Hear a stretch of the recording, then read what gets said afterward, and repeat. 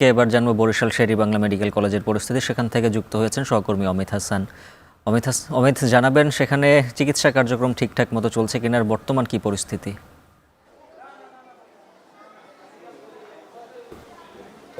উজ্জ্বল, Barishal Sherebangla medical college হাসপাতালটি মূলত 500 শয্যার একটি হাসপাতাল এবং এখনকার চিত্র যদি একটু জানাতে চাই তাহলে এখনকার চিত্র পুরোপুরি স্বাভাবিক রয়েছে। যারা নার্স রয়েছে, যারা ইন্টার্ন চিকিৎসক রয়েছে, তারা কিন্তু চিকিৎসা সেবা দিয়ে যাচ্ছেন এবং এখানকার যারা রোগী আছে তারা খুব একটা ভোগান্তিতে পড়ছেন না এই সময়টার জন্য যদি বলি। এবং গতকালকে রাতে ঢাকা মেডিকেল কলেজ হাসপাতালে যে চিকিৎসকের উপরে হামলার ঘটনা ঘটেছে তার পরপর থেকেই সকাল থেকে চিকিৎসা কার্যক্রম বরিশাল শেরেবাংলা মেডিকেল কলেজ হাসপাতালে স্বাভাবিক থাকলেও বিকেলের পর থেকে কিছুটা ঢিলে ঢালা অবস্থায় চলছিল এবং সন্ধ্যার কিছু আগে যারা ইন্টার্ন চিকিৎসক রয়েছে তারা আসলে জরুরি বিভাগের যে গেট রয়েছে সেটিতে কিন্তু তালা দিয়ে দেয় এবং সেটি আসলে বেশিক্ষণের না, তারা 15 থেকে 20 মিনিট বা 25 মিনিট তারা কিন্তু এই শাটডাউন কিংবা গেট বন্ধ করে রাখে। তারপর পরে কিন্তু তারা ঢাকা নির্দেশন অনুযায়ী সেগুলোকে প্রত্যাহার করে নেয় এবং গেট পুনরায় খুলে দেয় এবং তারপরেই কিন্তু জরুরি সেবা কিংবা জরুরি বিভাগে যে সেবা কার্যক্রম সেটি কিন্তু পুনরায় আবার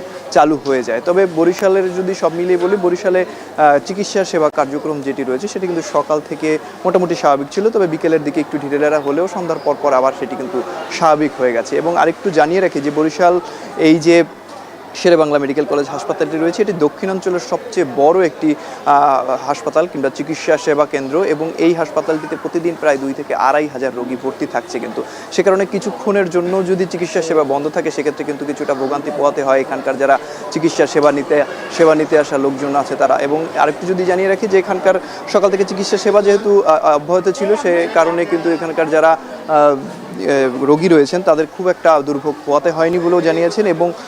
এবং যদি আরেকটু জানিয়ে রাখি যে বরিশাল যে শেরেবাংলা মেডিকেল কলেজ হাসপাতালটি রয়েছে এই হাসপাতালটিতে এখন যে অবস্থা সেটি চিকিৎসা কার্যক্রম পুরোপুরি চালু রয়েছে এবং সকাল থেকে যে রিপোর্ট কিংবা টেস্টের যে বিষয়গুলো রয়েছে সেগুলোও কিন্তু স্বাভাবিক ছিল। তবে দুপুরের পর যেটি বলছিলাম যে বিকেলের পর কিছুটা ঢিলে ঢালা তো চললেও সন্ধ্যার পর কিংবা এখন আসলে পুরোপুরি স্বাভাবিক রয়েছে এখানকার চিকিৎসা সেবা কার্যক্রম। তো বরিশাল শেরেবাংলা মেডিকেল কলেজ হাসপাতাল থেকে এই ছিল আমার কাছে সর্বশেষ। উজ্জ্বল।